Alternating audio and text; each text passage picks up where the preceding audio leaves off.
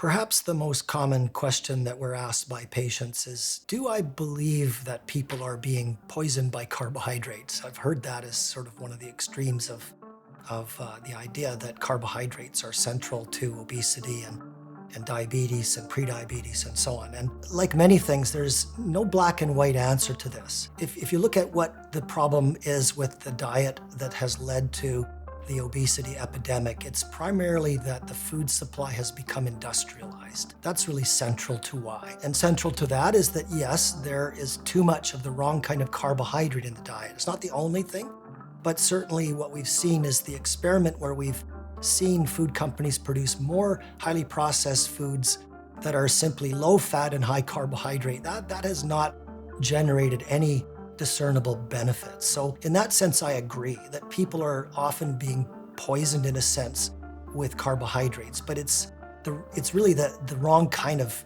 carbohydrates, and it's not just carbohydrates. There's other foods to blame as well. So what would I say in answer to that in a more nuanced way? I'd say that carbohydrates are central to a person's struggle with their weight. It's central to the risk factors associated with the development of diabetes, metabolic syndrome, which drives a lot of the heart disease, which is why most of us will die, is from heart disease. And the thing is that if we were to get back to a diet that's more like a diet that would be a traditional diet in the parts of the world where people are exceptionally long-lived, or at least have been traditionally, like places in the Mediterranean region, in Japan and Okinawa, places like that, in South American areas where people are eating more of a traditional diet, I'd say first and foremost that in fact, carbohydrates are typically a predominant macronutrient in those people's diets. I'll give you a case in point that people that are the most prone to obesity and diabetes in the world from a genetic, maybe cultural perspective are the people known as the Pimas of southern US and northern Mexico. They used to occupy a large area of Arizona and northern Mexico.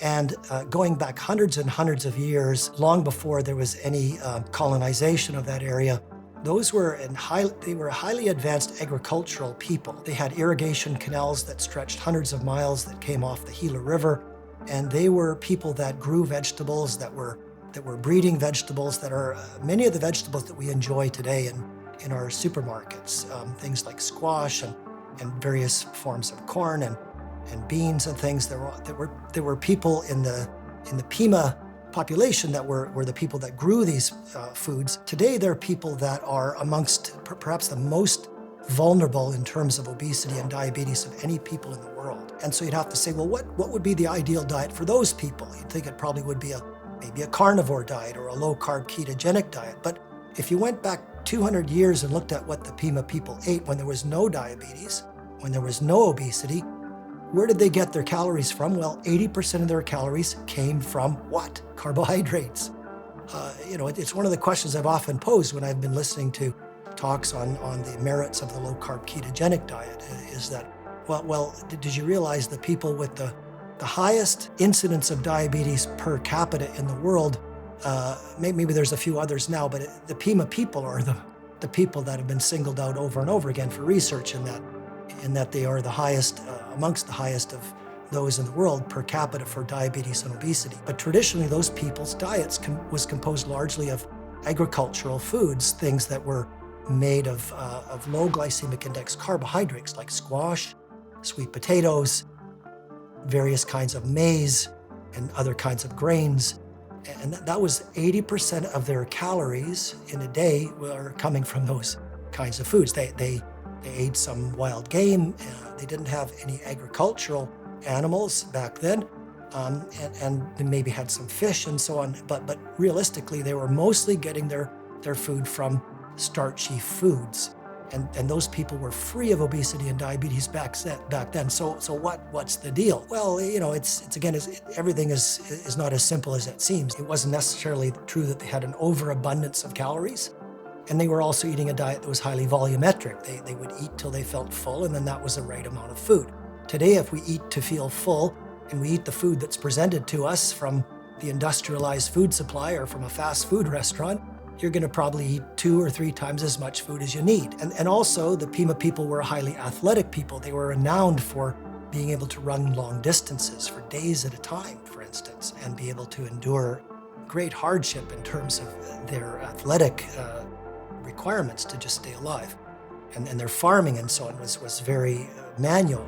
So they were an athletic people. They needed a lot of calories to be able to engage in their highly manual lifestyle, and so they needed some carbohydrates for that. Back to the question, what do I think about carbohydrates today? In the sense that we are not typically a very athletic people. We tend to spend most of our time sitting.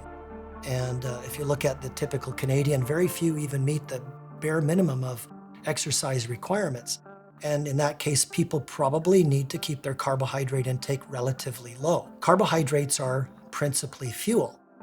Carbohydrate-containing foods that are whole foods are also foods that give us a lot of the fiber in our diet, which is very important for health and longevity, for protection against, for instance, like colon cancer and other cancers. High carbohydrate foods that are whole foods are also very low glycemic index foods and foods that are good for you. But you also have to understand that the carbohydrates themselves are primarily for fuel, for exercise. So the approach that we usually take is, in terms of advising people about carbohydrate intake, is consider this, that if you're going to eat a meal and then you're going to sit for the rest of the afternoon, try to keep your carbohydrate relatively low for that meal and try to keep the carbohydrate as high a quality as possible. Again, if you're only able to access higher glycemic index carbohydrates, you go out for dinner or for lunch, for instance, and they only offer white rice, keep the portion quite low. If they offer brown rice, maybe you can increase the portion size a little bit. Or if it's maybe they offer you a sweet potato with, without, syrup on it or something, that's at home, for instance, you can eat more carbohydrate if it's in that form.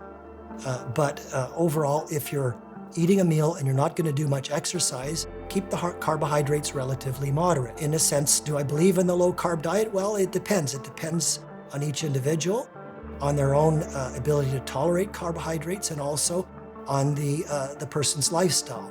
If a person is quite athletic and they're going to engage in some very vigorous athletic pursuits, that's a time where that meal before that could probably be a bit more liberal in terms of carbohydrate intake. And that's a pretty good admonition, I'd say, is think of carbohydrates like fuel.